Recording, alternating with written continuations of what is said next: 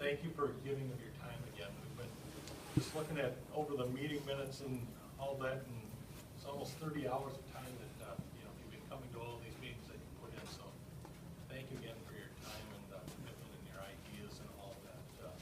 Since we met last time, it's kind of an exciting day for us. Many of you probably know the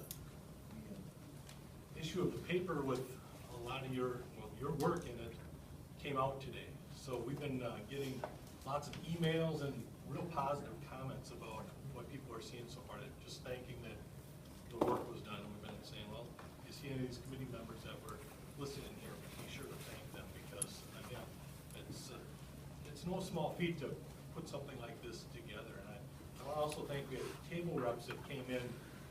Since we met and did this, we had asked a rep from each of the tables to come in and help us kind of proof some of the information and to get this ready to go. And again, it's a big thing to get something like this out and get it out to almost 20,000 people. How did the people who don't subscribe get it? We work with the newspaper that everybody that lives in the district gets a special edition of the paper. So it went to every household that has a mailbox in the school district.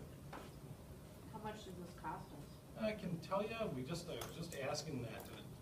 The budget was about the same as doing the district calendar, and because we were trying to figure out when we were going to do that, and that's about $15,000 when you put in the man hours, and you put in the printing, and you put in the mailing, and all of that to get that out to almost 20,000 homes.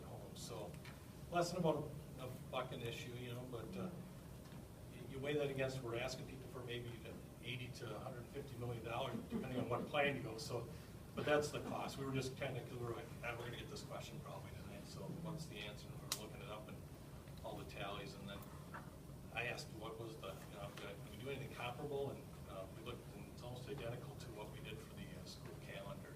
You do that every year to mail it out and print that up and all of that. So gives you some comparison. But good question. And I'm sure they're going to get that as the other one as well. So he goes, yeah, that's one question we're going to get right off the bat. That was the one we were betting on. So that's gone out today, and the stuff is already starting to come in. And people have asked, can you, when you do it, a lot of people are doing it online, and you can just do it once online with the, your IP address on your thing. Some people will be turning in the paper versions and all of that. We emailed it out also to all the parents on our listserv and all that. We just want to get it out there to get the feedback. And again, it's unscientific, because it's you're mailing it out. You don't know, you're not doing a perfect sample. You're not controlling all those things. So we're going to see what what comes back. So yep. You're not able to control it.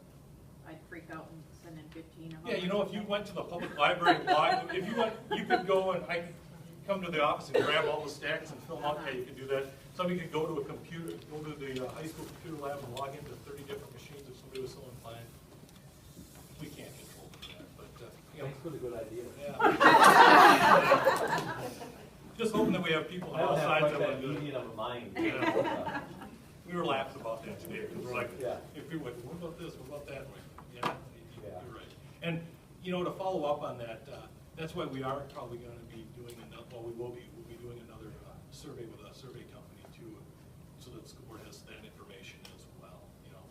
I'm kind of jumping around here, but you kind of led me into that. Some of the next steps. After all of these meetings, this is our last meeting as this group. And it's we're going to have a wrap-up meeting here. We're going to reflect on what we've accomplished, and then we're going to kind of talk to you about some of the next steps as well, which, the Guiding Coalition is meeting tonight as well. They're rehashing some of this information. Since we've met last, they had a meeting last month where they saw your plans before everything went to print as well, and they had questions and comments on the top 4 plans, the 21 drafts, and all of that. And they're getting some of those questions that they brought up answered tonight. And then they're also going to be looking at the other things that they were asked to look at. They're reviewing the tech plan, the academic plan, and they're saying, do these jive with any 4 of the plans that were put forward?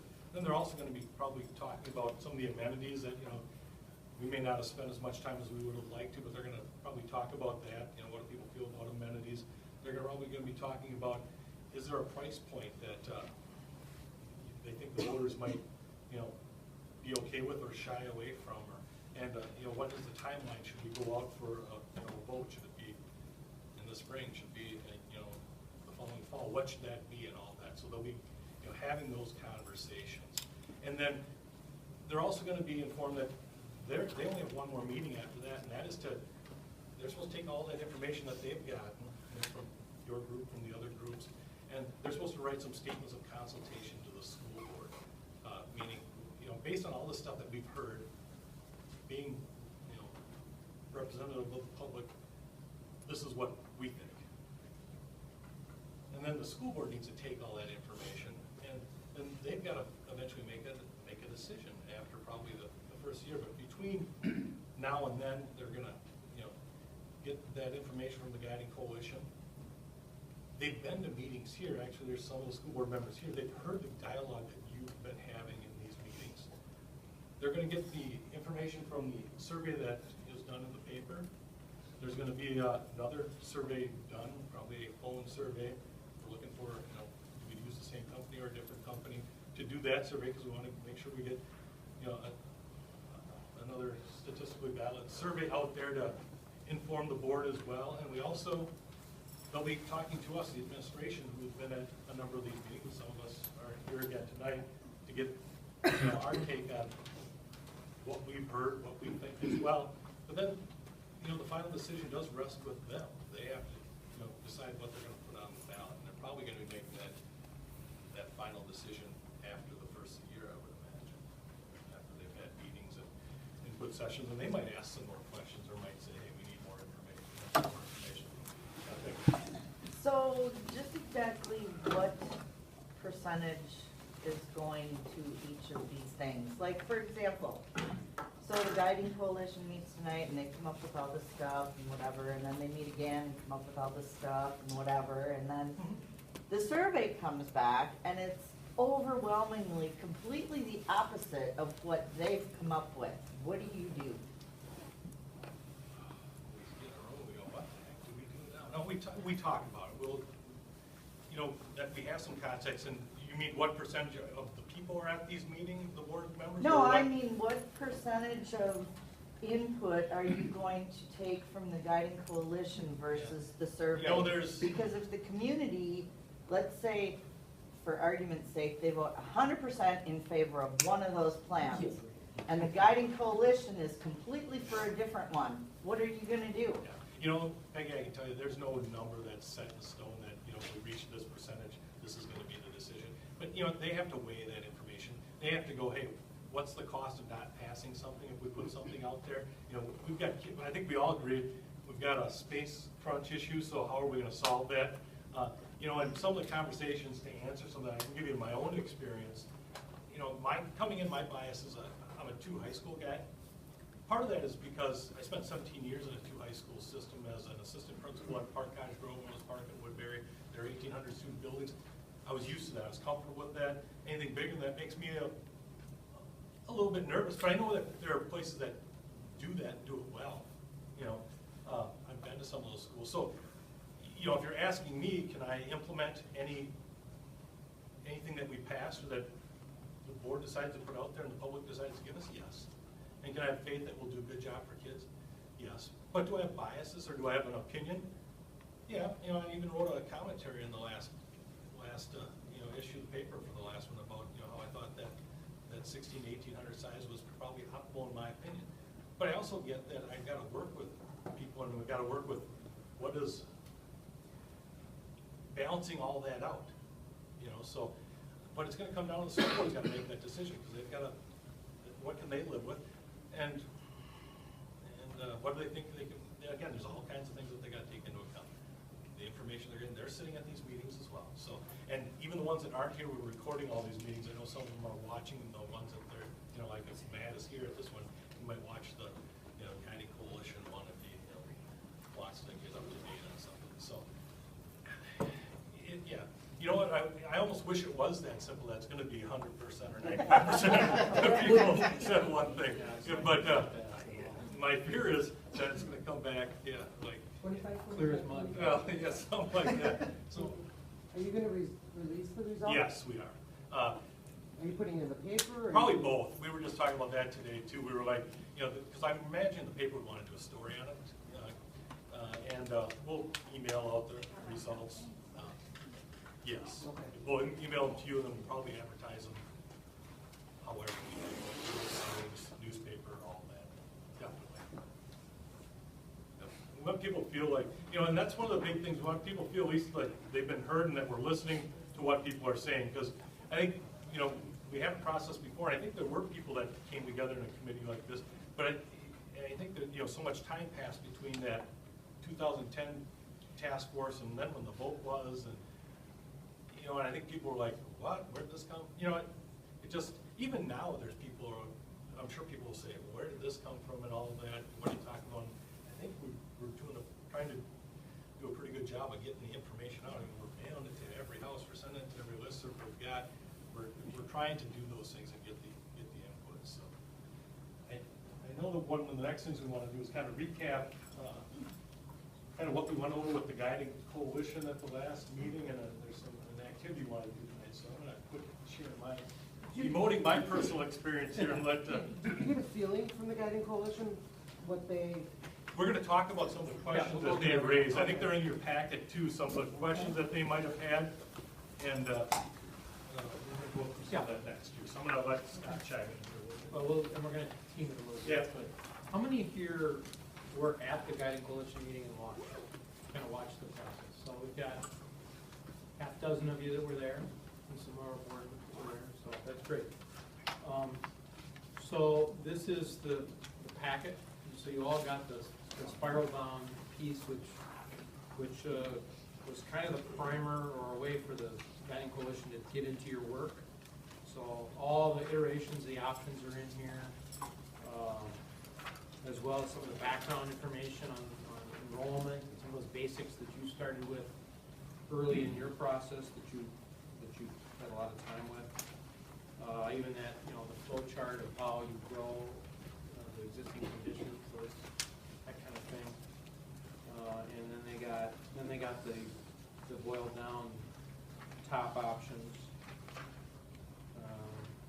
and kind of some of your process was in here too. So, and we got, as this was assembled, we had some of those table representatives reviewing that, and we got some feedback to make sure we got it right. And along with that, the first page in there were some guidelines around, it has been decided, you all agreed on enrollment and capacity issues. Right, So some common things. you don't need Yep. to spend a lot of time with the guiding coalition on what you all wrestle with, because you've done that work, the administration did that work, the board accepted that work. Yeah, So that's this page. Yeah, it's really in the packet. The idea is the guiding coalition doesn't need to do all the work you did. They need to accept the work you did and build upon it and analyze it and give some statements of consultation, right? So that's in your packet. And then I think you all have a list here, and Christine put that together. These are the meeting notes, Guiding Coalition meetings, September 18th notes. So it's you want to hit the highlights of that? these were just Pieces the, in? yeah, well, It's a summary of what was Yeah. talked about, and then in the last then, page, right? Yeah, the last couple of pages, this might be what you're most interested in, are many of the questions that they asked. So they did the crash course on what you spent, weeks absorbing, put the information together in a packet. These were their notes. It was what Dr. Bezek and Pat Oberon and some other administrators from the district presented on. And then they asked the questions. And you'll see here that they have the questions, most of the answers. They had an opportunity to submit more questions, which are being answered tonight, much like you have done. They keep coming back with their own. And I'm Christine Robleski, I'm the team. So, and then you've got a copy, everyone got a copy of the newspaper. Was there If you anything? want one, I've got some here. Somebody needs. And then you have the agenda in your packet, right? Is there anything else I didn't highlight? So you want to take a minute and read some of these notes, and we kind of budgeted some time here to walk through. The key point here is your work was moved forward to them, they're starting to absorb it. You know, it's a lot of work, so they didn't all absorb it in the first night. They had some first initial questions, they're gonna have more, there'll be a lot more tonight, we anticipate. We'll have homework tomorrow to answer more of their inquiry. And some questions may come, you know, back to this week. We may send an email out that says, hey, so we're gonna try to do our best to represent that. And any of these documents are all posted, just like all your work is all posted. It all gets, so if you wanna dive in or see how. So I would imagine if the questions that are getting answered tonight will probably be posted on the website as well. You know, I saw a little PowerPoint of key questions that were gonna be answered. We were kind of working on it this afternoon. I'm just, you know, thoughts that came up in the last meeting and how we could answer some of them. There was a number of them were, I think people get what an addition would be like. I think people get what a second high school would be like. I think, one of the ones, a lot of them were pertaining Jeff, were pertaining to the two campus, one mascot, you know. It's the one hard high to school. individual. Yeah, that's, there's not. 3 for 3. Well, Families that it didn't so understand. it was, Yeah.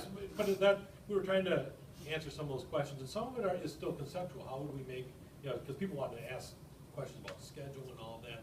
So we actually, in between meetings, got some of our administrators together and said, okay, how would we make this work, and give some hypotheticals on how we could schedule stuff and shift kids. And like, for example, you know, maybe you wouldn't have kids going, if you had two campuses, one high school, both of them being 9-12, maybe you'd have the core subjects in each building, where your homeschool is your core, and then maybe each one had differentiated electives, and you'd move, you know, for part of the day. You wouldn't be moving every hour, but maybe, and maybe you'd structure it so you block the first half of the day and the second half of the day.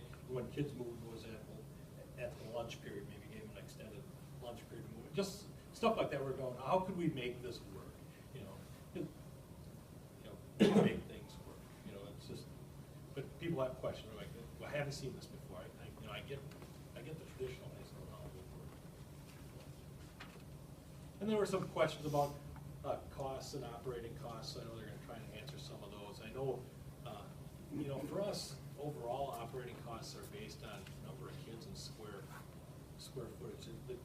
No matter what model you take, our operating costs are going to be pretty much our operating costs. Now, you could argue whether you're going to have a principal, you know, one more principal if you had two buildings, but for the most part, whether you have them all in one building or in two buildings, you're going to have a certain number of assistant principals, usually for every 600 kids, approximately. I hate to even say this out loud. For every 600 kids or so, you probably have an assistant principal, or you know what I mean, or so many you have a counselor, and they're doing the math over we don't know that. But you know, we would appropriate that out. I think that I saw on one of the sheets that the operating budget for the high school right now is about approximately about $11 million a year, and about 10 of that is tied up in staff, and the rest is you know, supplies and utilities. So it's not going to be that big of a difference. So what were some of the other questions? People want to find which one of the options are most flexible for instructional, and that's really hard to answer. We believe they're all probably fairly equal, and that's the cabinet that talked about some of that. But we'll get the answers to some of these, but there were some questions and some answering of some of them. So there was obviously these discussions about the middle level. Some options have the addition at middle level, some don't. Some have, and how do you deal with the one being bigger than the other? That seems to bother a lot of people, or just doesn't. Yeah. I know one question people even in here had when we were trying to put this together, you know, we had to take some, you know, we had to meld people's ideas and all that. And the thing with the 500 student addition, we were trying to say, you know, we won't want people to get hung up on that because it's on one plan and not on another. Because the main piece is the high school building itself. So that's why we tried to lay it out for people that could understand that hadn't been part of the process, you know what I mean? Because I think on one plan, or one or two plans that had actually in that plan, the 500 student addition at one of the junior highs, I think it was at West that we talked about. But we're not even, you know, we took that out of the cost of all the plan. We based the cost on what is the high school piece, so that people focused on that. We figured that was the bigger piece. Because if we need a middle level, if we need to do something at the middle level convention, we probably need to do it with most of the times, unless it was at 3,200 something, the brand new high school, because that was, you know, that's kind of off on its own, because I would leave this building. That answers that. Yes. Thoroughly. You got capacity. How about our folks that were there? So what did you see, what did you hear, how did you think it went? What stood out? Go ahead. I felt the group was overwhelmed. The meeting was supposed to be 3 hours, it ended in less than 2. All I was watching, because the action team members couldn't say anything, so I was just watching reactions of the people as they paged through this big booklet, and then you guys went through your little stepping points, and then you got to the area where it asked for questions. I just think the whole group was just in overwhelming mode and just didn't know where to go. So what I kept hearing was, okay guys, now you guys go home and chew on this and come back in a month, you know? And it just seems like a lot of information for that group to chew on that we've chewed on for 4 months. Right. And then to recommend to the school board, it almost seems like it's kind of backwards, actually. I mean, Well- we're the ones that have been working with the enrollment and how to configure people, and that's really what the big issue here is. And now we're throwing it into a group who hadn't met since July, and then they met 3 weeks ago. Other reflections on what you saw? Did they get any of what was in this packet before that, like the enrollment numbers or the Oh, sure. charts or the graphs or whatever? Everything you got, every meeting you got went on the website. And believe me, they were checking the website. and So watching what then- you're doing. Cause I kind of So- agree with Janny on the reaction that they had, cause I was there too, and if they had been seeing this all along, then why did they seem so dumbfounded at what was going on that night? We'll have to ask them. It's a lot of I mean, you should be proud of them. Well, they also came to the meeting where we presented kind of Mhm. question and answer, so it wasn't the first time that they saw it. Yeah, I guess it just. And most of the options aren't that earth shattering. I mean, there's an addition, there's 2 high schools, there's building a brand new large high school. So, and then the one that they probably had the most questions on was 2 high schools that operate as one. So, you know, yes, it was a lot of information to take in, but it's not, it's not, Well, I they think have, their there's month- context to relate it to. I mean, I think people know what. Well, in their month of reading that, you know, there's some folks that like to read all that detail, and I'm sure they spent their time, because we started getting some questions, and feedback, and hey, what about this? And they're gonna spend the evening tonight answering, you know, some Yeah. of those questions. So, I mean, I think it would be, my reaction would be, if they started speaking after they're handed a report like this, it'd almost be a dismissal of all your work, and they'd be operating on their preconceptions. So in my mind, the fact that they are gonna take it in, and spend some time before they start reacting too much is probably a healthy thing, if they're looking at your work. That's the way it felt. I mean, that's the way it's, and we'll see how, again, today, they probably have a lot. I'm guessing those guys are getting peppered with questions too. They should. I mean, there's a lot to ask them. Who else was there? You guys were both there? Were you there? Two of you guys? I watched it online. Oh, you watched it online, okay.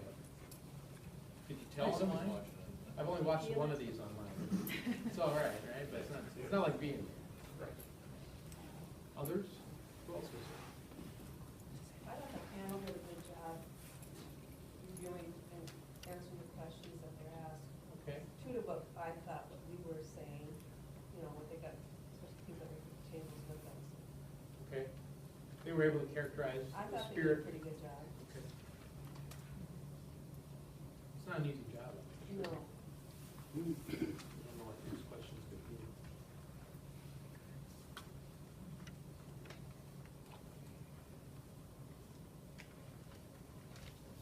Other questions on that night, the guiding coalition class meeting?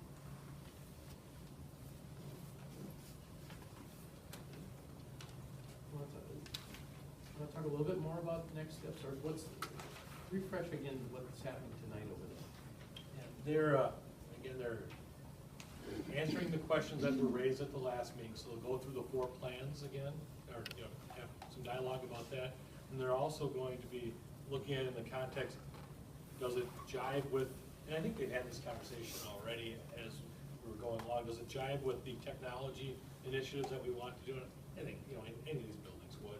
And does it jive with what the direction is from the academic design team? And, just in my opinion, they do. I mean, I think there's nothing that any of these buildings would, Well, you could figure once we design whatever, gets passed, and we would design it with what those characteristics that we were trying to implement. Well, and I think this group heard pieces of those recommendations, so you kept your work in support of that, by and large. So I think that meshing is gonna be an easier part of their discussion. Frankly, I think they're gonna be dealing with the same issues that we dealt with. This isn't easy, not everyone agrees. What about these amenities over here? Or do we have to talk about these amenities? I mean, there's all of There's those. that, and then there's the price point too, that they're gonna have some, I know Yeah. that was one of the bullet points of what, what might, what's the threshold that think people might be comfortable with. Yep. Has that academic design team come up if they're leaning towards like a CAPS type model, or is that still in discussion? It's still in discussion, that's something that I think we would like to, there's pieces that we would like to do, and nothing is preventing us, we could do that even in, Any one of those. yeah, we could even do that now in our Because buildings. one of the plans had like 3 separate wings to kind of break out To highlight that. some of the CAPS type things if they really truly did go towards something like that. And you could imagine, you could do that with any one of the options. You really could. You could start saying, okay, we really want to show it off, we want to identify it, we want to entice kids to get interested in it. Whether that's an addition, whether that's a new 3,200 building and it has a wing, I think those are all the possibilities. Whether it's a wing of one of the buildings and one of the two, one school design. Yeah, the No. 2 campuses, I mean, you could imagine. You could a do it, portion of one of the you could do it campuses. almost anywhere, or it's the 30, the new 3,200 student high school got built, maybe this building would become, early childhood and camp. Who knows? We would find what we could do with the space that we have. The only reason I was saying that is if they came up with like a decision to go with that, and then whatever the guiding coalition the board decides with, then Scott's group can design that in right up from scratch rather than trying to And come that's back afterwards and kind of, say, we're gonna. and take that's a this piece that building." happens when people ask, sometimes I've heard people say, why don't you have the design already made up and laid out so that we could see it before the vote? But you don't do that, and then that's why it takes a year to design, and there'll be committees after Community-based something gets committees. voted on, there'll be committees on the design features and what we would like to do. Just as many as we've had for this, more actually. Can you go back to your comment about they'll decide a dollar amount that they think will get Just, passed? we want to get some perception, it's a perception piece. And there'll be another question in that survey, the one that. Professional Yeah, the professional survey, we had who we had with the last one, that doesn't really matter, but, the price point, the last price point we had was kind of based on that. When you survey people on what are they comfortable with? And, actually in the last one, this is probably more information than you want. You give them an initial number, and you get a reaction, then you explain what that might mean on a monthly or whatever, and, they get a different reaction, and so some of that is based on how much, education you get out there, information, and, just like, you hear that first number, that sticker shock, it was like, wow, and now I think probably people are like, you guys have been in here, now the number that we had originally, the 78 or the 89 with all the amenities probably is like, I don't know that we're gonna probably come in any lower than that, that's probably the low number now, we're used to it, you know what I mean? What is but the public, the other people are still out there, they're gonna hear it for the first time. And it's, some context, there are some people that just like, the things really cost that much, and you do some comparisons. If you look at, the Farmington High School that was just built, or you look at Chanhassen or some of those, you can see what, what the costs are to build a facility. I mean, it is a lot of money. I mean, it's like, that's why we're trying to take the time to do it right, because if you lose what we don't want to do is lose the public's trust, because then we're out of luck, because probably isn't gonna be the last time we come to ask for something.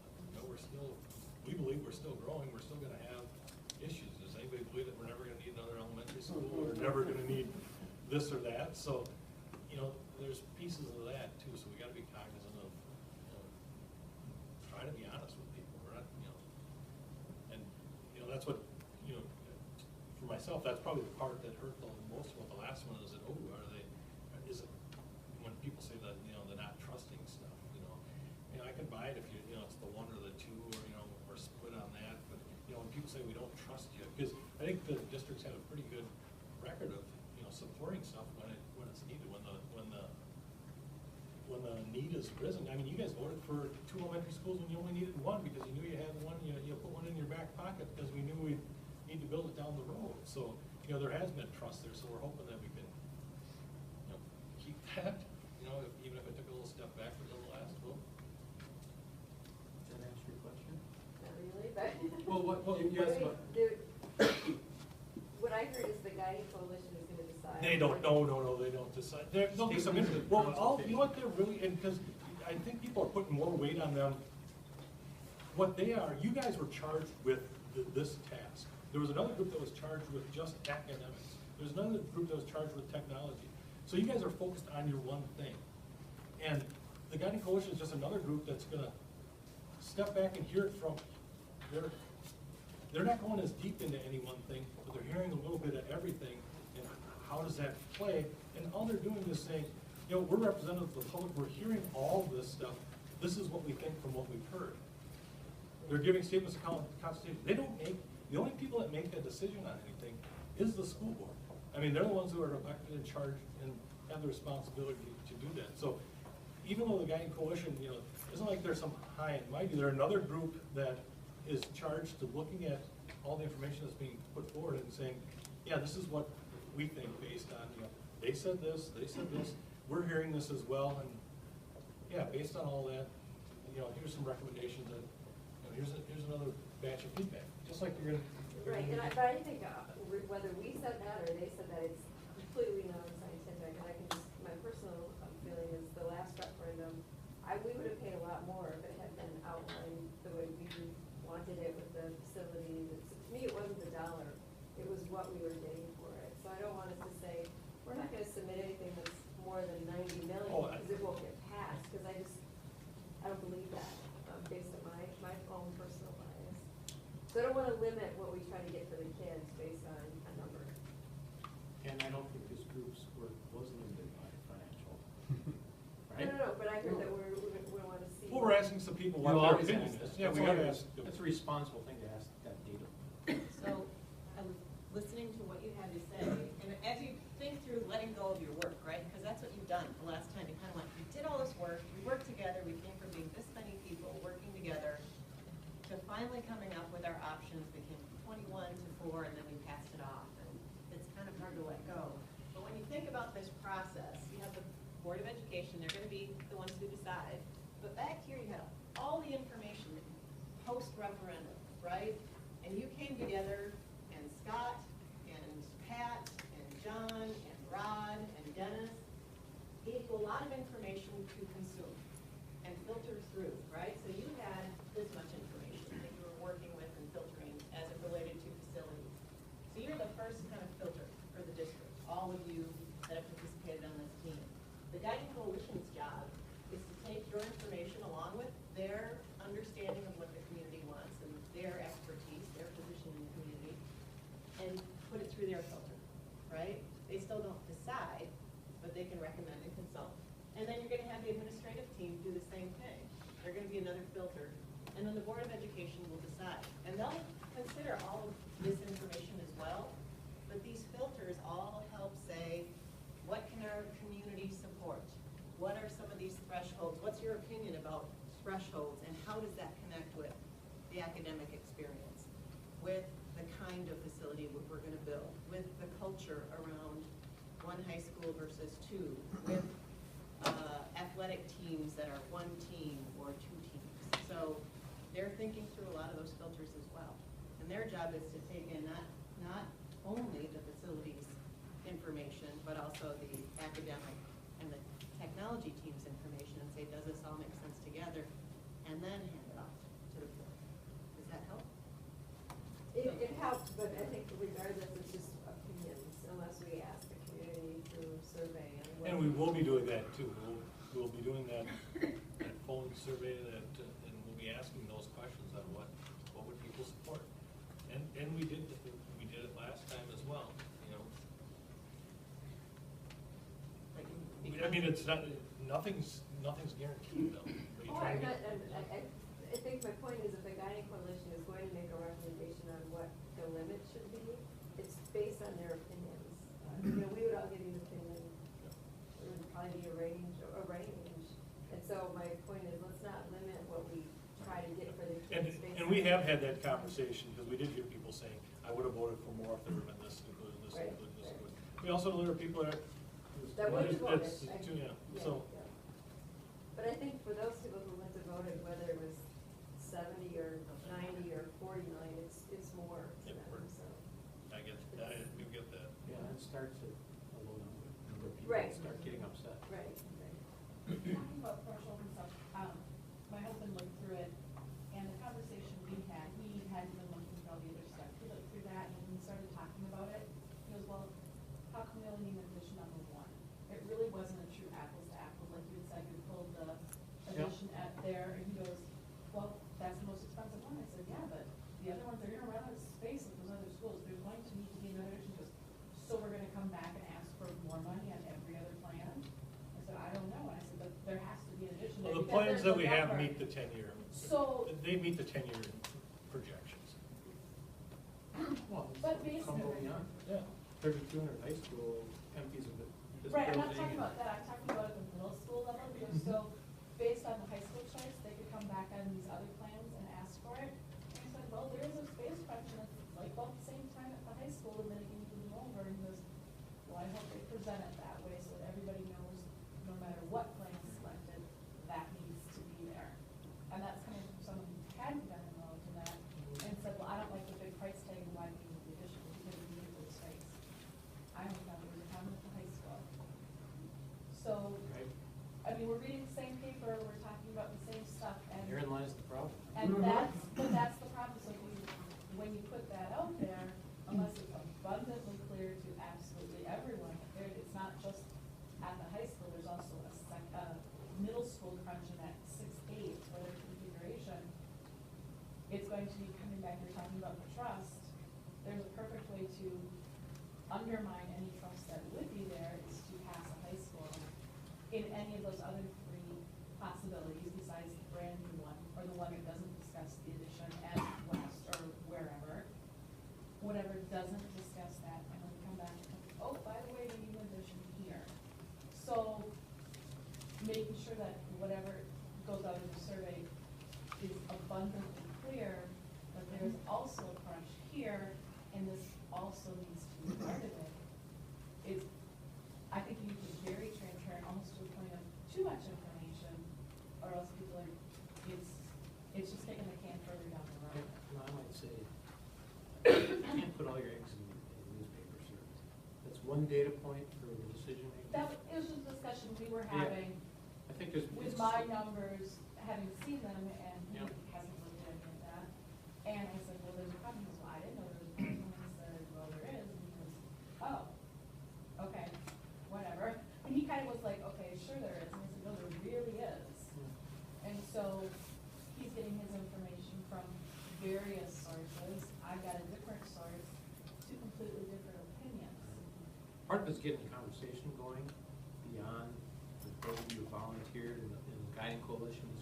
There's a whole bunch more people But I guess that my aren't point- plugged in. But I guess my point would be, if, because there are a whole bunch more people Yeah. not plugged in, that information needs to get out there somehow, before you would do a very meaningful survey of how much would you be willing to spend, because if I'm willing to spend this XYZ amount on a high school with all this other stuff, you come back 2 years later and say. I can tell you that's not, we're not Well- coming back 2 years. And I could debate, but now I'm gonna jump in, because I'm getting a little, and, because I'm a passionate guy too. When we looked at the numbers and some of the, there's still some debate about, yes, the middle's gonna be crunched, but 10 years out, we could still live with the middle numbers they're still not gonna go up above where they were when we didn't have the new high school open and we had other kids in there. So this building can handle more than what we've got in here. We had, there's people here that we had more kids in here. So we can, we're not gonna be coming back out into, I almost wanna say, come on, You're gonna, However, Dr. you're gonna go all. I get the feelings, What I get we're the, gonna ask no. you to do tonight is actually put on the hats of other community members. You have a lot more information now than when you first came into the high school building months ago, and you had an idea of what you wanted to advocate for, maybe. Some of you maybe came in and said, I'm just open, I'm gonna learn, and then I'm gonna advise. But you might have had a sense of, I came here because of how the referendum turned out. I wanted it to pass, I didn't, but I want my opinion to be heard. Tonight, what we want you to do, after we do a little reflection exercise, is to actually put on the hats of community members, people that you talk to who are not part of this process, who don't have the information, who are gonna be asked to vote after having seen the newspaper, maybe, and then probably a referendum mailer and whatever information comes their way.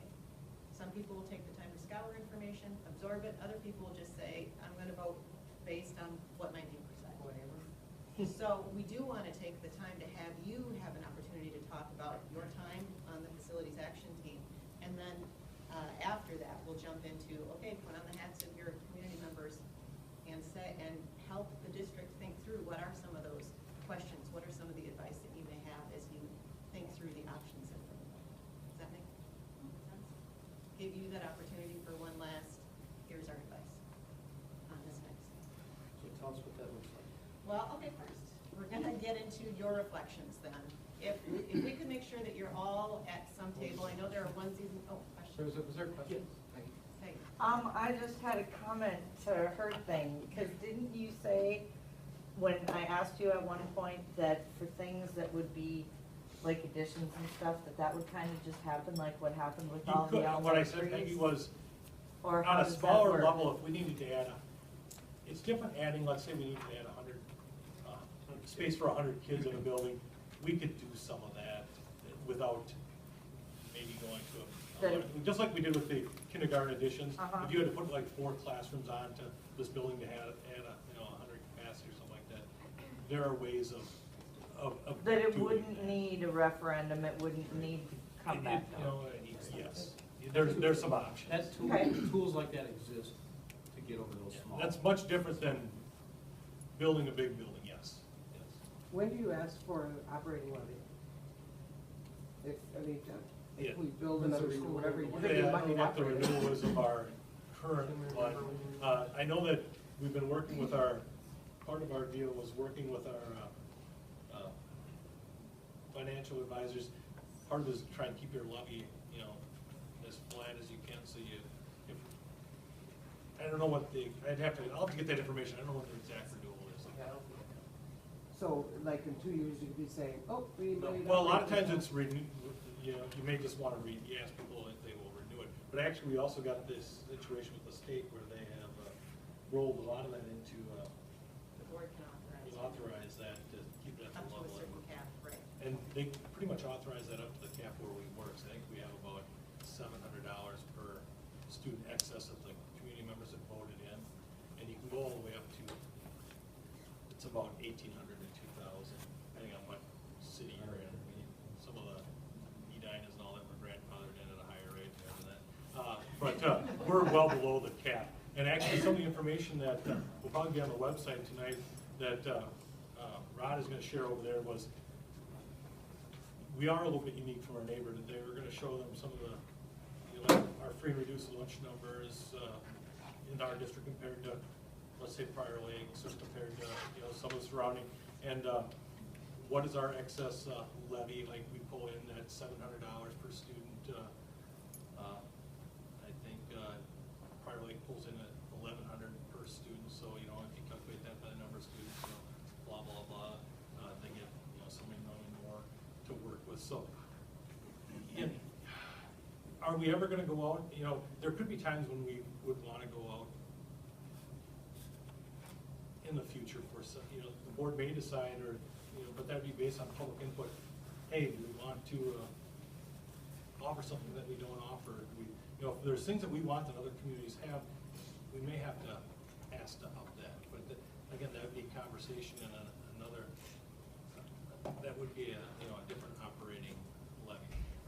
I'll have to check on when the renewal is on that, and when that is up again. I don't know if you remember, Matt, or not. But our goal was not to have to do that right away. You know, we were hoping to, you know, but you can never, you know, you can never say never. Mary, you got something to add on I that? think it's 2017. Okay.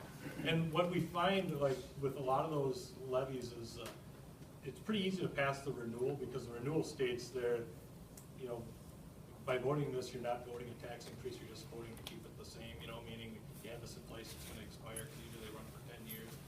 It's if you wanna, but a lot of times people will say, would you be willing to increase this, because, and you'd have to do a thing on why we wanted to increase it, because we wanted to, you know, do this, or we wanted to do this, or we're falling behind our neighbors, or, so.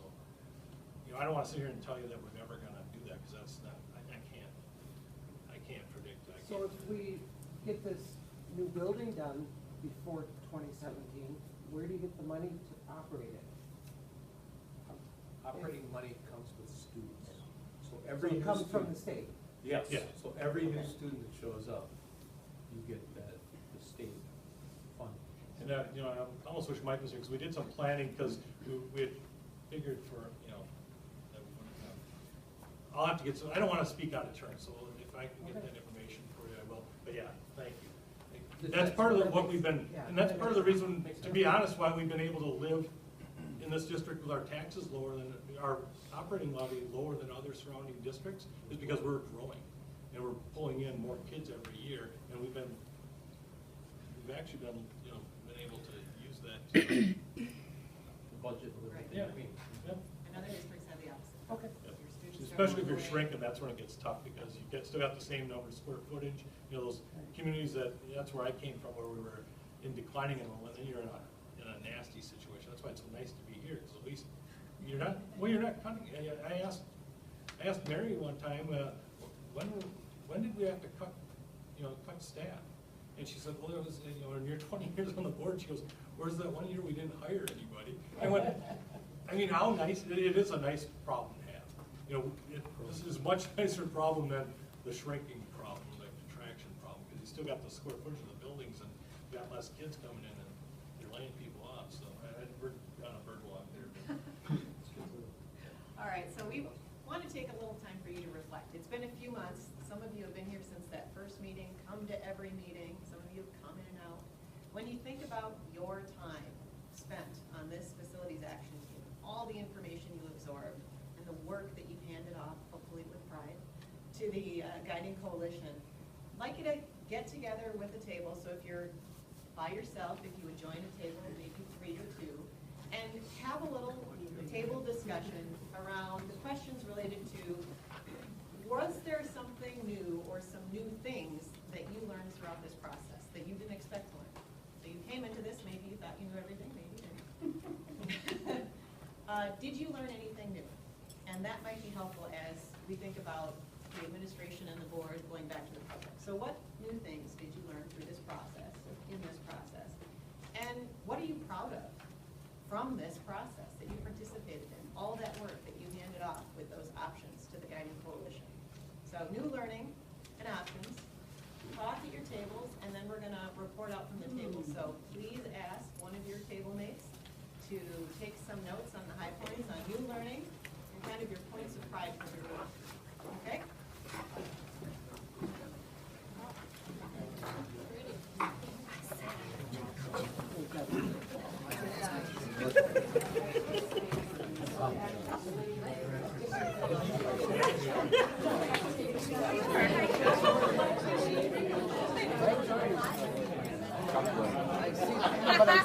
I see the resemblance. What are your sister's names?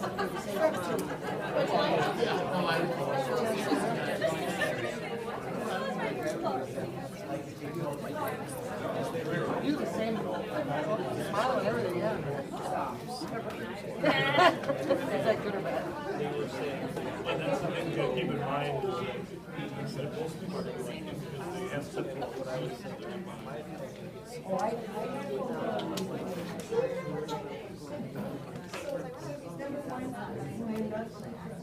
You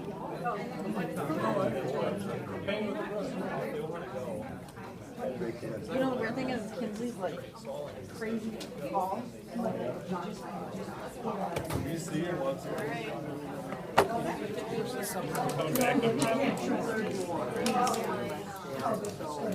We are not in any way.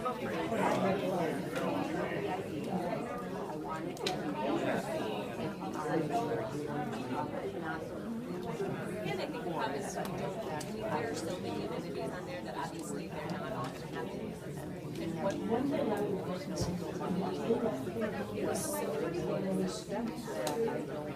Not the grade that we saw. That would show.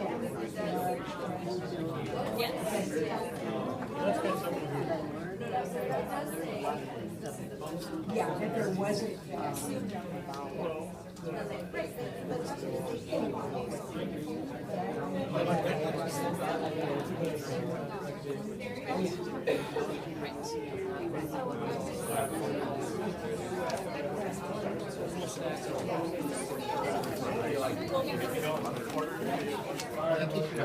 You're very proud.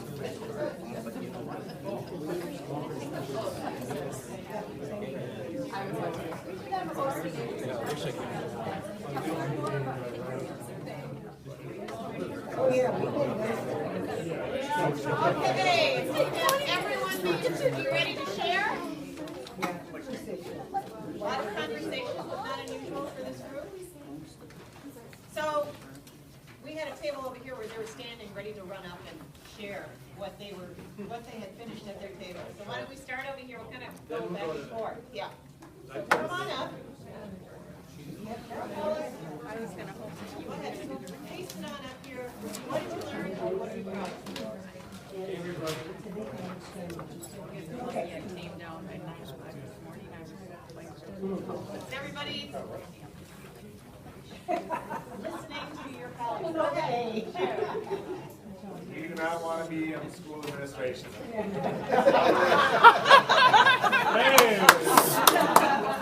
We do not want to be in the school administration. A lot more goes into the decision process than we thought. There's so many hands and moving pieces that are needed for a final decision, more than just the school board. Number C, or letter C, is confirmed our belief that current high school could be able to handle more kids than we were led to believe in the past. D is too large of a group and not enough time to get everyone involved or on the same page. Or On what points of pride? we had more? No wonder we were done. No wonder we were done first. All right, well, there you go. We're on your points of pride, well, these guys We'll do are. another break. This table here, go on up. Get out of the way.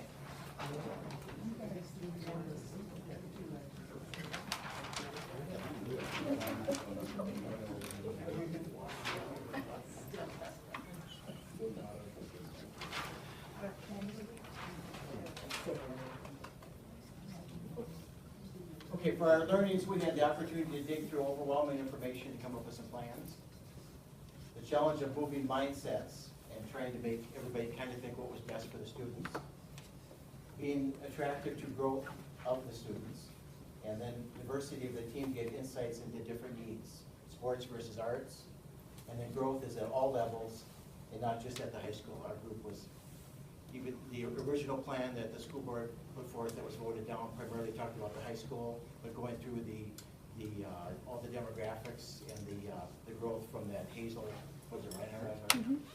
Showed a lot more of a bubble in the middle school levels and stuff like that, and that was kind of interesting to a lot of our group.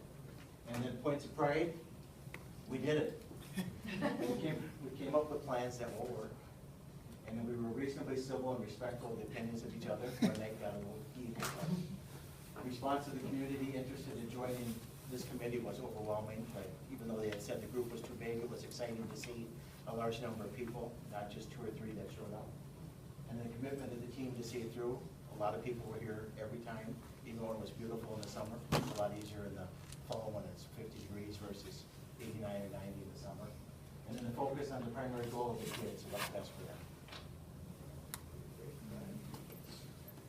This table?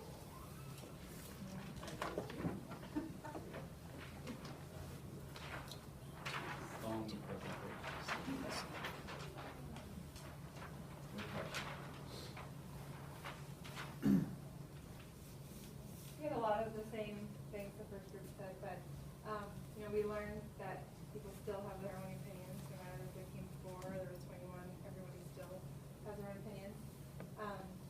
We didn't know that one thing we learned was that the school district administrators and staff were not gonna give their opinion. That, you know, when a lot of them were talked to or asked questions, they didn't give a lot of feedback for whatever reason. Hope to get more specific information on what an ideal learning environment is. So we didn't hear a lot we heard a little bit from the education committee, but not a lot of information for us that, you know, what would be the exact ideal learning environment to help make that decision. Same to many people, we spent a lot of time rehashing things from the past meeting and not moving forward, but we ultimately moved forward. And then the same thing that we learned that we could add more onto the current high school than what we originally thought. And we learned that there's no one perfect answer. There's 4, but there still could be even more. And our pride is we ended at the bottom, that we stuck to it. So it was really fun. All right, back over to this group over here. Or do you want? She's still ready, so. Okay, we'll go over to this table, they're ready.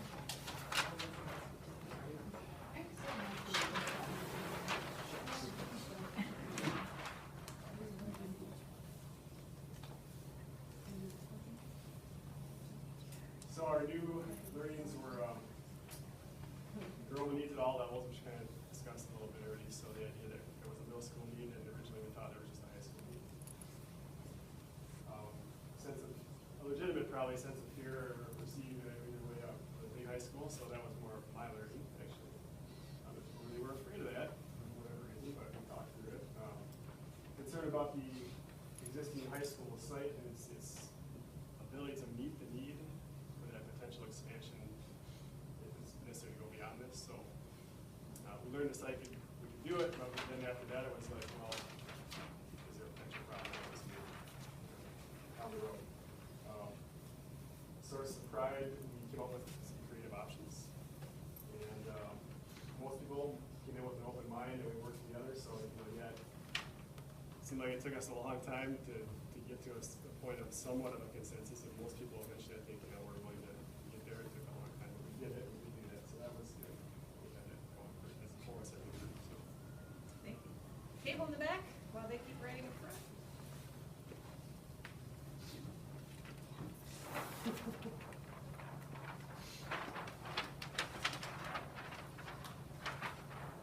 Also the opportunity to move.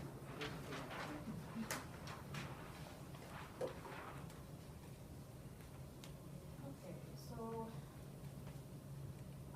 we found out that, the community has lost trust in the school board and the administration. We found out the positive of the failed referendum is that it has opened up, the community is more aware of the school district and its needs. We felt steered during this action team process. We were fed information from One Direction, steered by the school board, who 100% believes in 2 high school model. The positive is we are happy we have all the extra information we have because we participated, and now we can have more of a voice because we feel like we have one. Thank you for sharing. We have 2 tables left, right? Have I missed? Go ahead. All right.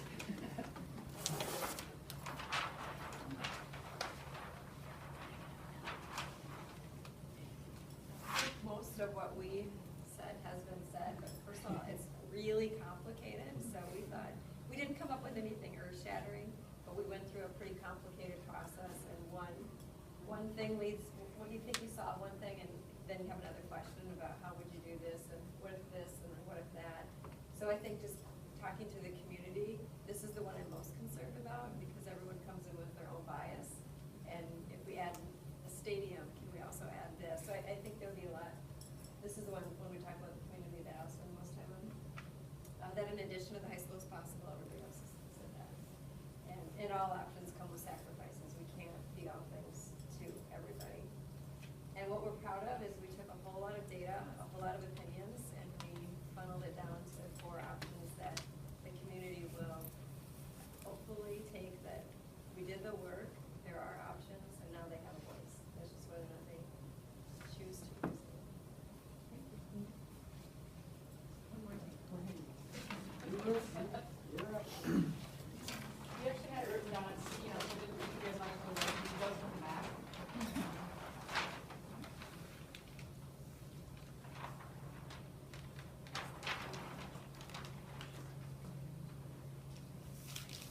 Well, what we learned was the actual class size is broken out by the grades, not just like the actual little number. The projected growth by grade, seeing those different charts and seeing where the crunches came, that was very helpful to us. There are space issues at all levels, and everyone wants to do what is best for the kids. We learned that to kind of, in all the discussions, no one came in saying this is a terrible idea. So that was good. And decisions are very complex and impact many areas. Everybody's been kind of saying the same thing.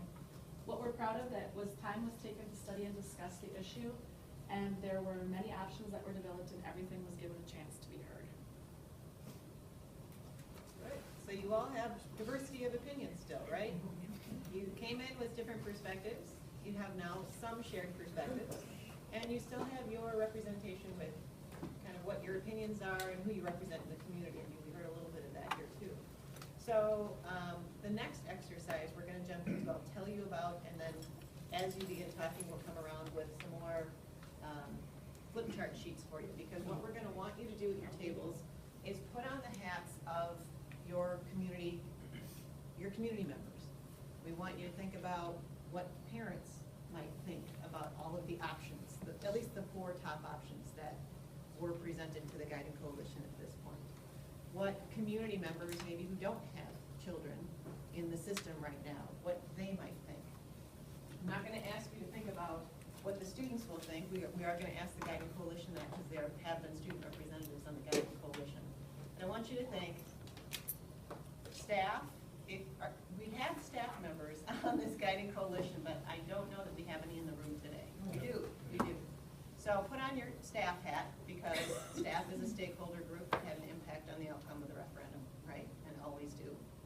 Put on your community members, non-parents, and then put on the parent hat. As a table, talk about those 3 groups and think about how might they respond to the 4 options, okay? So maybe 1 sheet per community. How might they respond to the options? Whether it's positively, negatively, in response to one particular option. And then the other piece that we want you to do is think of advice to the administration and the Board of Education. For each of those groups, those stakeholder groups, say, given what we know about the options, thinking about how they might react, here's our advice to the administration and the board as they move forward right now with this process. And in the board's, for the board's sake, as they move forward trying to decide which option do they ultimately put before the community. So it's advice. It's not which option do they choose. It's advice as they consider how the community might respond. Does that make sense? Okay. So take some time at your tables. We'll come around with extra sheets. So staff, community, non-parents, parents. Okay? Yep.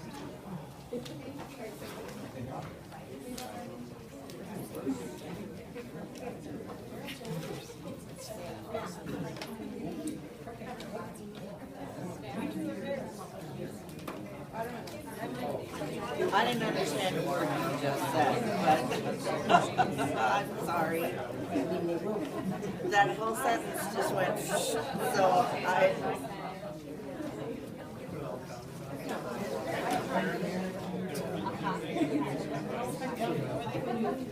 I don't want to see it because he will have no clue. He'll try to play me and I'll be like, what do I do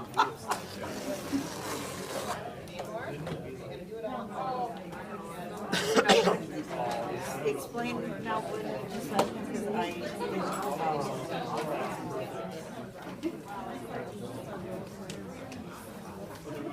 they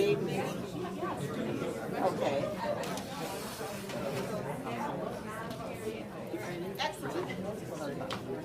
Okay. Oh, Peggy. Okay, we're ready. We're ready. Good. Are we ready to share? Should we move? Start from the back and move forward? Ready? Come on up. Come on up. Let's share. Come on. right, so the board and the administration, reflecting on different stakeholders, the parents, the community, the staff. Now, some groups said, you know what, we don't feel like we have enough understanding about staff to speak on their behalf. There you go. So let's all listen respectfully to each table's opinions, and then we'll all have our own chance to provide others. Do you want me to put that over here?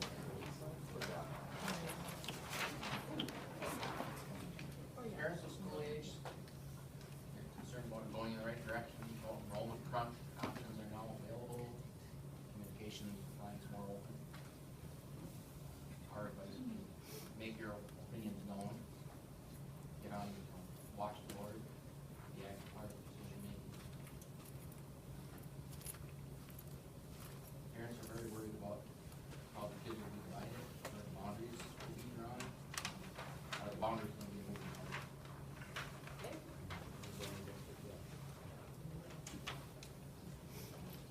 Non-school age kids. They're concerned about trust with the district, transparency, communicate better with taxpayers in a responsible or a reasonable amount of time. When questions are asked, they'd like to see them answered. Answer all the questions, no matter the opinions of the person asking the question. The opinion is to keep one school and not split the kids. Not split the community. They want to keep one school community. Advice would be to fill out surveys at the school board meetings. Education forward, take time to look at the information. Staff's concerns, we need to start talking, and we need to develop a safe way for them to solicit their opinions. Many feel their jobs could be compromised. That's our take. Thank you. Okay. How about in the back over here? Moving down the road.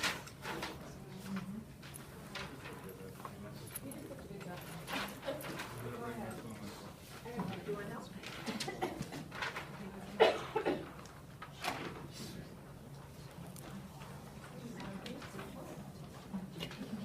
Hold this for you, ready?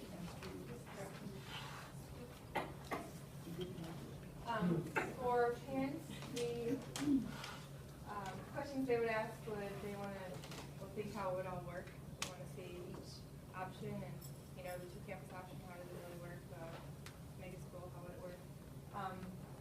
Some opinions might be, just like came up with the mega high school, build it right the first time, so instead of adding on, go for that bigger amount and build it right the first time, and have to be back at the drawing board. Parents will probably be torn, have a lot of questions because of the last referendum and now the four different options. And then ultimately, what will the operating cost and what will this cost us down the line? So, you know, we build these options, now they're bigger, what is that going to cost me?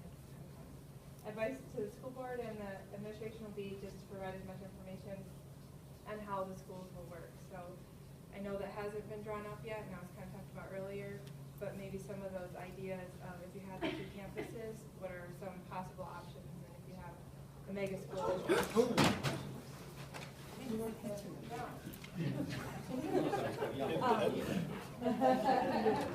And then advice to other parents is just do your research and get as much information.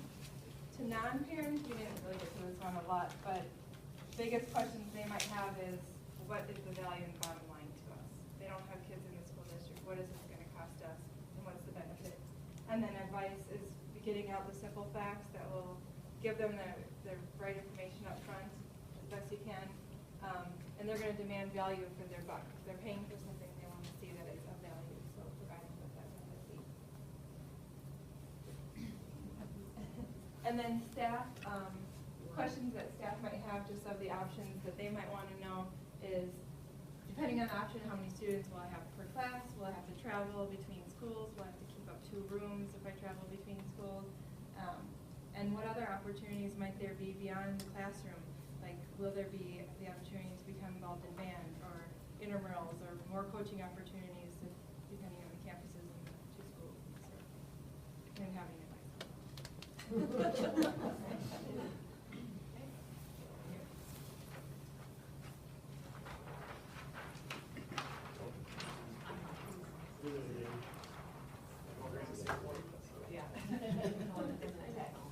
So we did do the staff, we just stuck with the public, and we kind of overlap these two categories a little bit, so both parent and public will need or want explanation of the increased cost. So that's like the plans and say, okay, well, why, right? Right to the last one, it's obvious, obvious question. Parents, how would that one, the two campus, one high school model operate? You know, I mean, that's legitimate. We talked about that, right? So how do you call that one off, I guess? When will you need to ask for more as far as the operating levy goes? Because, well, for lots of reasons, right? With the renewal, knowing that we're gonna need more to operate somewhere down the line, so I guess that's not, it's coming, we should be thinking about it when. How does the construction impact the current high school students if we get the addition on the existing site? So how does that affect, well, because it has to be done obviously while they're in school some of the time, so we're, as a parent, I may be concerned with, you know, is that gonna affect their daily life at school while the building's going on? Let's see. Parent, public, both, maybe why is the two high school options still on the table? You know, why was it presented? I think as us as a group felt, you know, yeah, we need to put out there, me personally, like say, we put out there one more time just to kind of get the stamp of that's not what we want. That's the way I sort of look at it, but my question, since it failed, why isn't even one of the four? Oops, sorry.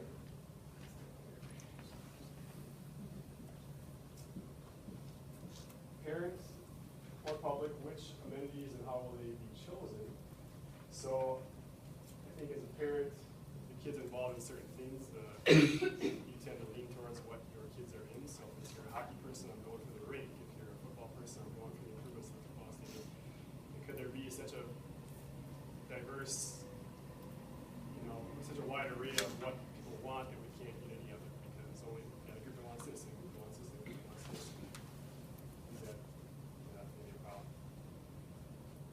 Advice was that whatever to the board, whatever they put out, attached to any dollar figure needs to be an educational explanation. What is the educational advantage to what we're doing with this plan, this plan, this plan, this plan? Right? Because I feel like last time that wasn't there. I don't know if that's how other people feel, and I want to know when we put this money in, not just money for a building, mean enrollment, but what's the educational advantage to what we're doing. If that information is there, I feel a lot better about saying, okay, I'm willing to go for that because now I know what my kids are going to get, not just space. Right? That was it.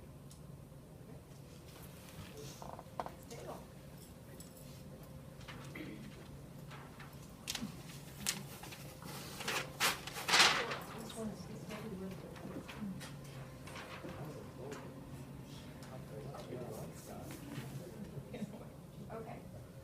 So for the staff, we thought a reaction might be job security either way. Either there might be some more options for me with the expansion, or, oh no, what if they close this building? What happens to my job?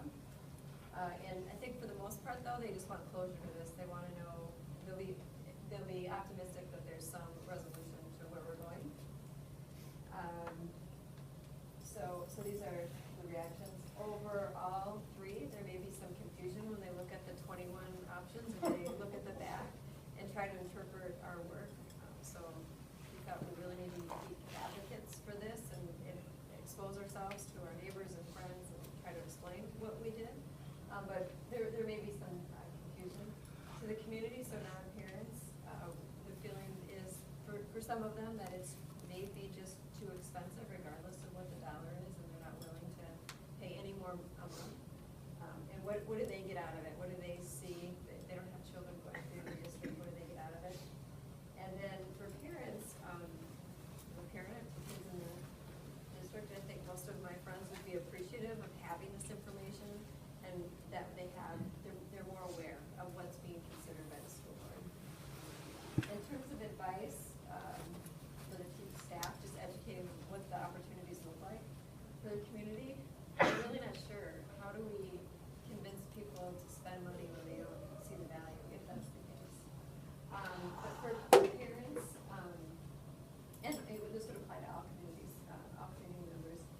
really just continuous communication.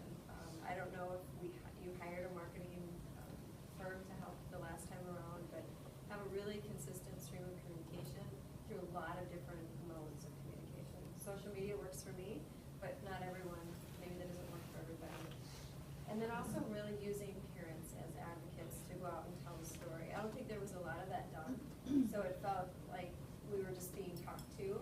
So if we can, as community members, be advocates for whatever the plan is, and in order to do that, we really need to understand why. So whatever the board decides, y'all say I like the one high school option, but I would support a 2 high school option if it was really clear why that was the final choice. So, did I get everything ready? So just continuously communicate and use parent advocates to help you. Take it this way.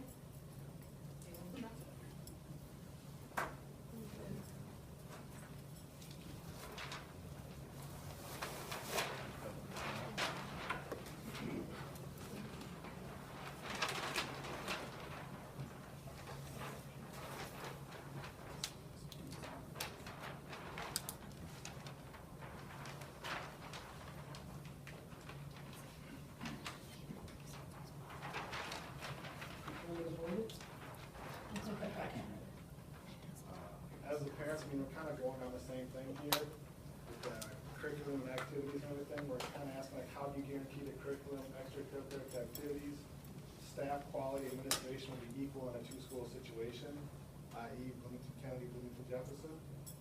Kids having a difficult time continuing their friendship is kind of the big thing that we're hearing. I got kids in their neighborhood in the 5th, 6th grade running around with my kids. My kid's only 4, but they run around with them anyway. But they're saying the same thing. They have a big concern about how we hang out with our buddies. Will there be a loss of education time due to that transportation, the busing back to the 2 from separate schools? I think that's the 2 high school, 1 mascot scenario. And if 1 high school, just make sure we build it on enough land to expand. Public perception, we've been contacted by several people already asking if a 2 high school referendum has already failed, why is it still an option? 2, how long is this really going to be a solution when the new high school is 7 years old?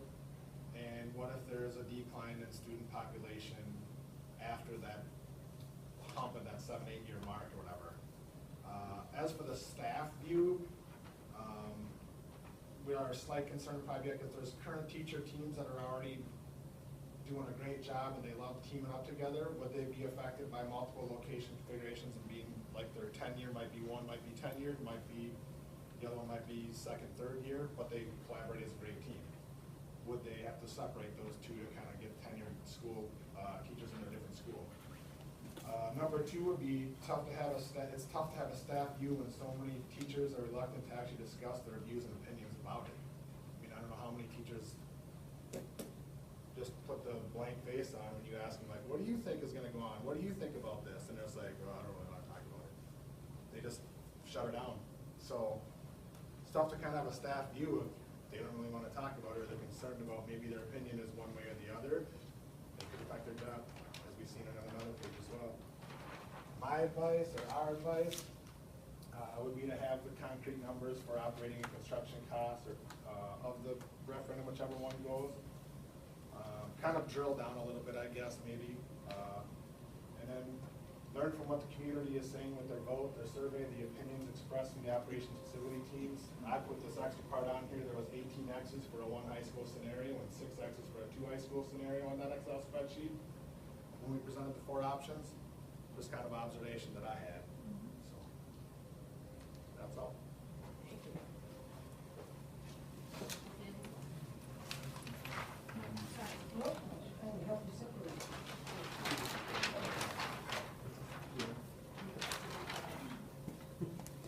In terms of about the staff, oh no. You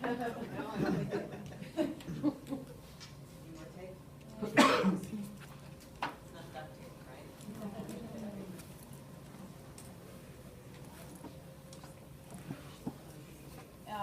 Yep, I want to find a sheet on that one. So I think what we thought about is that the staff saying we need more space for our classes. That they might think that having more classes will give more opportunities, in terms of, what they're teaching and if there's new technologies that they can learn, like kind of more career development for them. And then, more opportunities for new programs like having the central kitchen or something like that. In terms of what parents will say, what's the best option for my kid? They might not care about yours or yours, they're gonna say what's gonna matter to me and my family the most. Another question would be, what happens until these new buildings open? What's gonna happen in the next 2 or 3 years when one of the buildings is jam-packed? What are you guys gonna do about it? So I think having a plan behind that and outlining that for them would be very beneficial. Are there any other problems that need to be addressed besides the high school? I know in here, and it was on purpose that we just talked about the high school, but there are other issues that are happening across the district, like the middle school level, that probably should be addressed in some way, shape, or form. Will there be another need for money soon?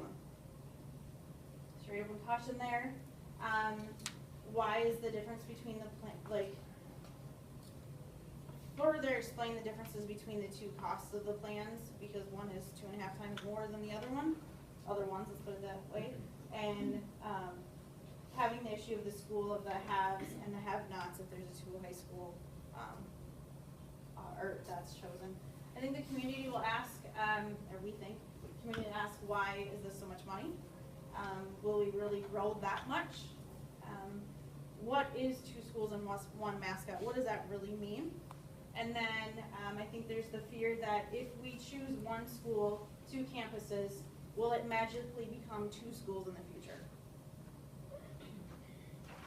And then our advice to the school board and administration is be upfront about the operating costs, just like everybody else has talked about. Really show the enrollment broken out by grade and configuration. Explain why we're choosing 6 to 8, 9 to 12. And then, again, tell what the future plans are needed for other parts of the district. If we need a central kitchen or the central family center.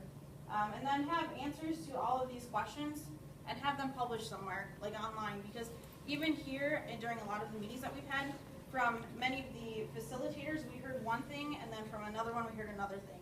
So if people are coming to ask the administrators questions, they might hear different answers. And so having everybody up front with the same answer to everything might mitigate some of the solutions or some of the concerns out in the public. So there you go.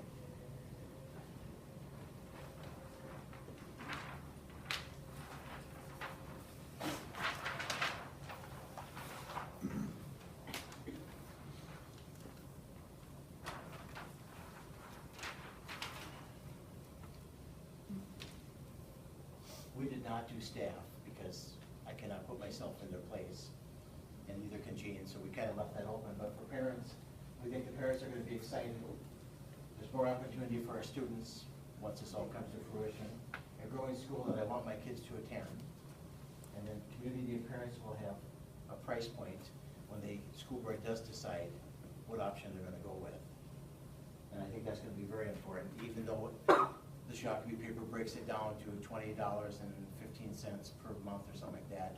If the headline says 127.5 million, that's going to freak out a lot of people. And then our advice, very important, that the board looks at all the options and does not go back to the plan that was voted down. All right, so similarities, some differences, like the whole group has been the whole time. So there's more for you to absorb here as you go out into the community and share your information. One of the things that you're going to do when you walk out of here is talk about your experience, right, on this facilities action team. So like we've done in most of our meetings, not all, but most of our meetings, we'd like to put together some key messages from you, because you're going to have that ripple effect. As you go out tonight and you start having conversations with people, what are some of the key messages that you can take away as a group? We're going to have to get ourselves set up for this. So that you can say, what do we want to share about what we did these past several months?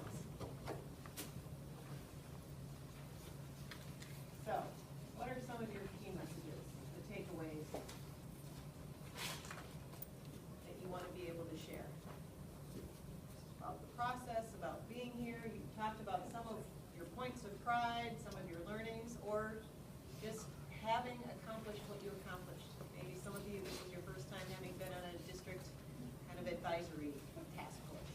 I think one key message is we did go through reams of data. We looked at a lot of numbers.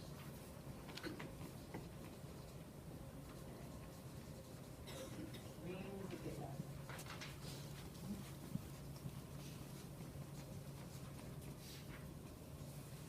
Okay. Other messages?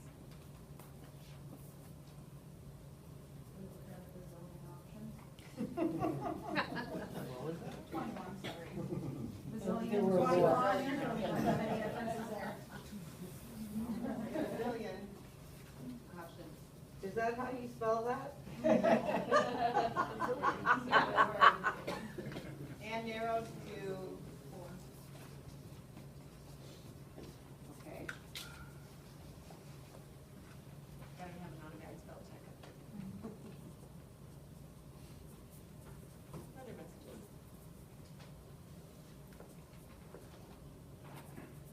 I think we heard a lot of different opinions and why people have their opinions.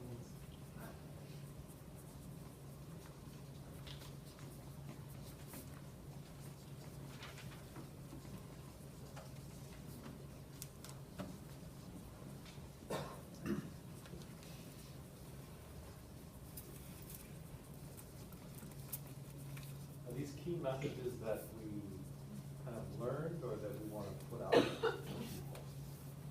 These are the key messages that you can start sharing as you walk out the door that you feel comfortable sharing. Typically, when we have a smaller team of people, it is what's your shared experience and what are you going to say about it, right? And so that's what, sometimes it's what we learn, sometimes it's what we think we want to say to our friends, our family, other stakeholders that we're going to encounter. Yes? I guess, one that I hope people walk away with is that, you know, the process maybe isn't exactly how each person would have run it, a lot of different ideas, but I felt like we were able to voice our opinions, and there were differing opinions, but yet we were still heard. Okay. And that I personally didn't feel like we were being steered, and I guess I would feel, I hope it's not out there that we push that we were steered in a certain direction, and that the process was kind of planned before we started.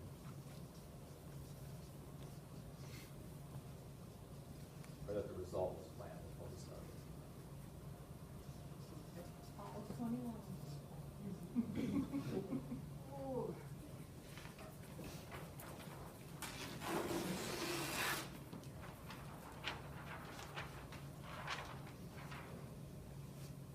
So some of you believe that things weren't predestined. Yes.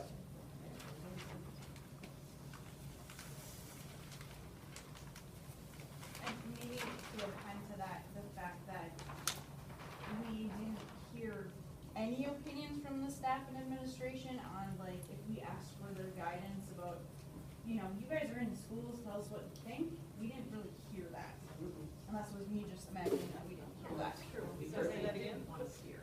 Yeah, you didn't want to steer, but at some point it might have been helpful for them to give their advice to us. Silence was death.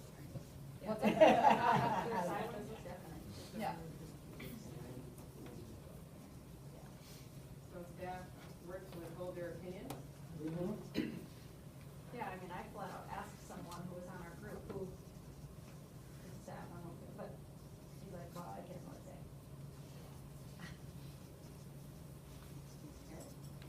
Obviously, there's people in this room who haven't ever changed their opinion since day one. I don't think that any of our opinions necessarily would have been swayed by more information from the staff and administration. I just think it would have been helpful. Yeah. Yeah. So, I'm gonna take part of this.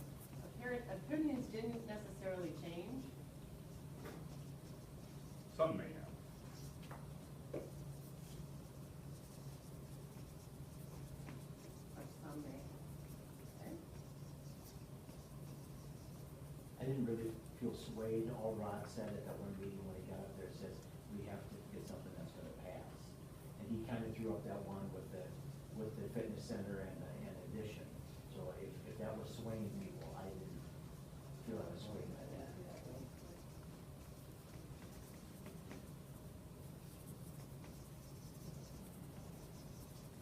I'd like to comment back up on the decisions weren't predetermined.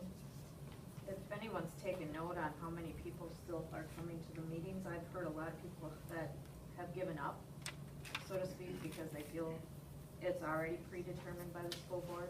So no matter what work we put in, they don't feel their time is worth coming to these committee meetings any longer. And it's both Action and Guiding Coalition.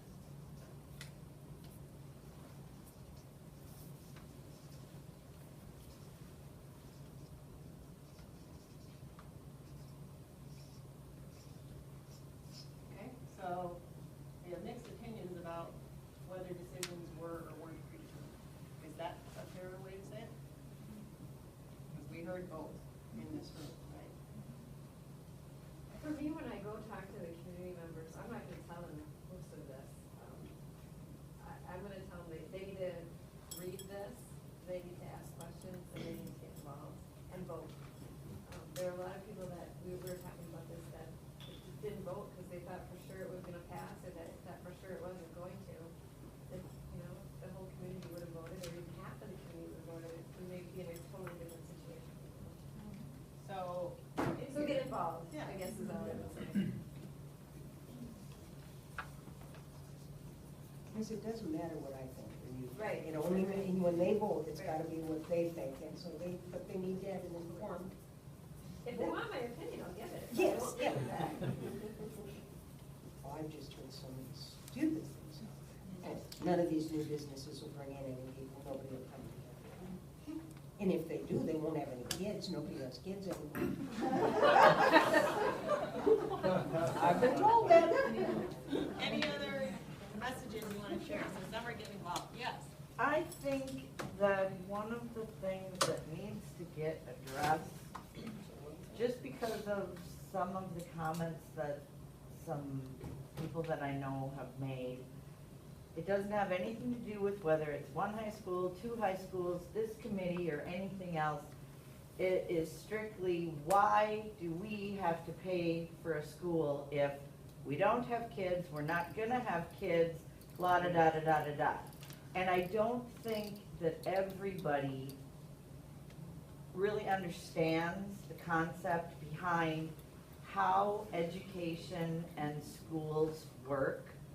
Whether we were back when Laura Ingalls was around or whether it's now, it's the whole community puts the effort into educating their own, so to speak, for lack of a better phrase.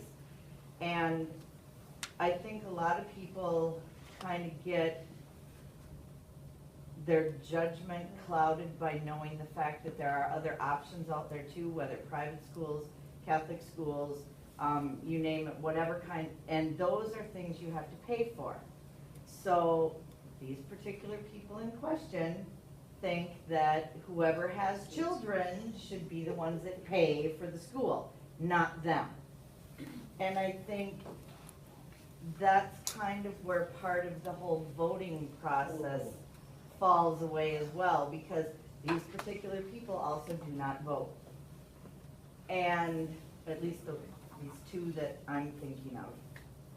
And I think that part of what needs to be done is the public needs to be educated, the community needs to be educated in how and why and whatever schools take shape.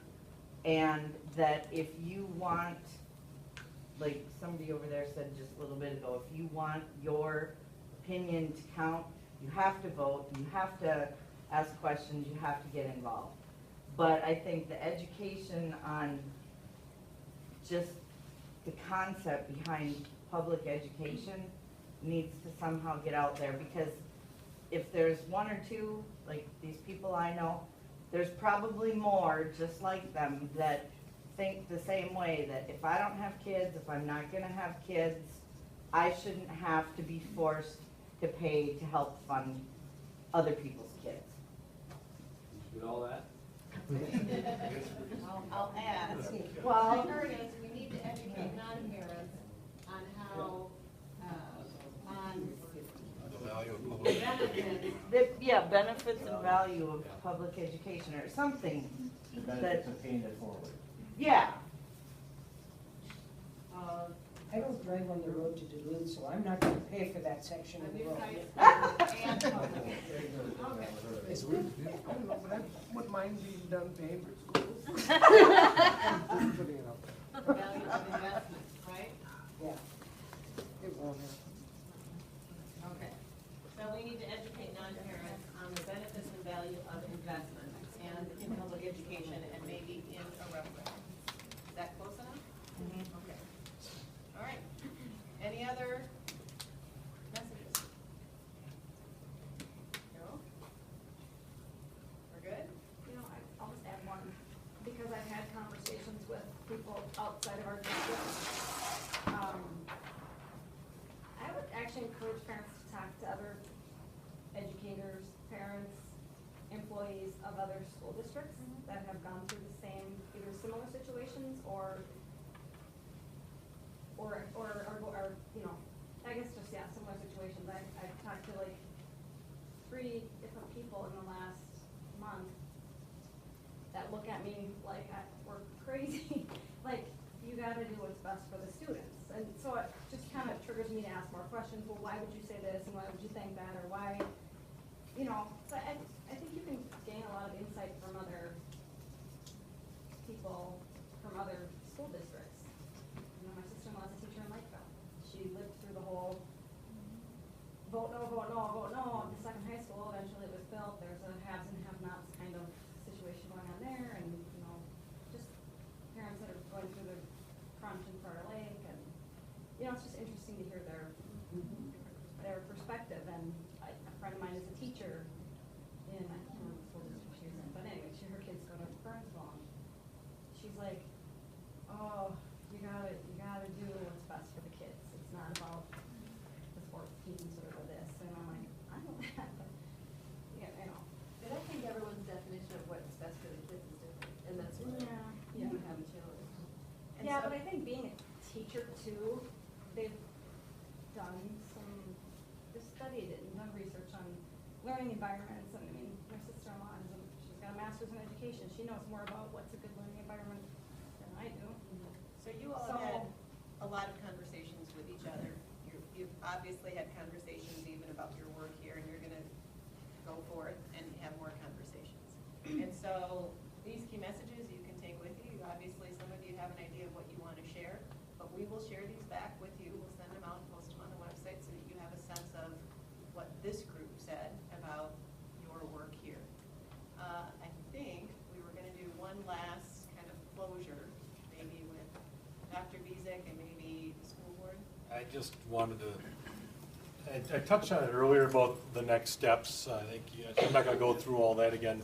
This is our last meeting, but the Guiding Coalition was meeting tonight, and we talked about, that they were gonna talk about the plans and the different other pieces with the technology and the academic planning and all that, and they're gonna ask some more questions, and then their next meeting, they're charged with writing some statements of consultation from their perspective, kind of like you did, advice to the board, and then it is gonna be the board's charge to take in that information and, you know, look at the public survey. They've been, again, here, they've been listening a lot, so, you know, even to the chagrin of some people not weighing in on some of their opinions, but we have been listening, and I just personally want to thank you for all the time and your patience and persistence and your candor in speaking up, because you've said some things that are, you know, like, ooh, you know, that hurts a little bit, you know, and we're taking that in. I'm taking that in. We'll share that with, you know, obviously there's board members here, there's others that will hear some of these comments. We'll be talking about all of this. We'll be, again, doing the phone survey. They'll be listening to us and some of the other, you know, experts, if you want to call us that you've said, you know, the teachers and the administration will be talking about all of this, and we'll have to talk about, you know, what do we think can pass? What do we think is the right thing to do? What is the public saying? You know, all of that will be weighed. And we will be hoping to form a partnership that, because it is my hope that if, you know, when we do put something else on the ballot, we do have other people that are willing to help us make the case to people, because look at how difficult it is for you guys to come to some sort of agreement, and you've been getting all of this information. The vast public isn't gonna get all this information, so we have to figure out what is the message we can give to them once we pick a plan that, you know, we hope people can buy into. How do we get them, the general public, to support that? So, and we do need your trust, and, you know, if we've lost some of that along the way to some people, hopefully we can build some of that back up. You know, that the proof will be in the pudding if we, you know, we walk our talk and all that. You know, I'm not gonna go too far down that path, but I do wanna thank you for your time, and Yeah, I have two quick questions, if you don't mind me asking. Have we, by any chance, have we surveyed like the kids, or the high school kids at all? Like, are we gonna give them that back sheet and ask them what they want? You know, Because they're living and dealing with this day to day, like, would it be beneficial to hear what they would suggest if they wanna move to 2 high schools? Granted, they won't be here when that happens, but would that be beneficial? I think there are some members on the guiding coalition. But what if Better there's 10 of handpicked, them I think out it should of, be a- how many? It was more of a hand-picked bunch that went in there.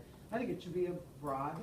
like Just you out of said. curiosity's sake, and then my other question is when we'll be done with this, will you guys be surveying us of how the process went for like another, like if you guys have, granted you guys will have more committees like this in the future, I'm sure we all have ideas that would make this better, or, you know, pros and cons to what went through to make the next committee better. Will you be like doing a survey of us just to We can talk about understand that? You recall we did something midway through where we asked some of your individual opinions, and I think we can talk about and. I can't see why we wouldn't. I mean, yeah, that's a good suggestion. No, I think that might be helpful, because I think we all have things that we're probably, that we could say, you might need, you could probably skip this next time, or, you know, something, just, I don't know. Evaluation of the process. Yeah, an evaluation of the process might be helpful for you guys in the future. Yes. This fits in with something on one of those papers up there. But I just had, one other comment in regard to as far as any additional information that gets put out to the community in whatever form it gets put out in, whether it pertains to this referendum coming up or anything in the future, like you were saying, Melissa,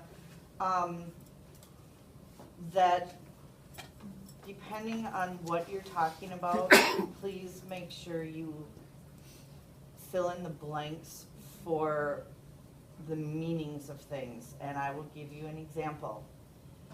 STEM, CAPS, CIS, AP classes, all these different things that depending on who the person is, they have no idea what any of this means. And I will admit right now, I still don't know what CAPS means, and I can't remember what STEM means. So, and I've been here at every meeting. So when it comes to informing people, there's a lot of stuff that's different now than it was 10 years ago, 20 years ago, whatever, and people don't know what you're talking about. So keep that in mind when you're putting information out. Education loves acronyms. And I think Matt wanted to just say something from the school board perspective. You've been listening a lot. Yeah, no, I just wanted to echo what John said. I want a heartfelt thank you. We have a very big decision to make coming up in the next few months. I've been listening. I don't think I missed a meeting. It's been invaluable just to walk around, hear from you. Met a lot of good people that I didn't know before. The one thing I would say is to stay involved. I mean, it's great that there's 60, 70, 80 people in this group. Probably gonna need about 4,000, 5,000 votes, so can you all commit to finding, 50, 60, 70? No, I'm just kidding, but please do stay involved. Have those conversations with friends and neighbors. Listen to them. If they bring up great points, acknowledge that and pass those along, or ask them to pass them along. Please stay in contact. One of the things I've tried since I've been on the board, I know Mary does this too, is keep our contact info out there, right? We want to hear from people. I've been a little disappointed pre-referendum that I think 3 or 4 times I made public requests. People weigh in, share your thoughts. I know John did this when you were on the board too.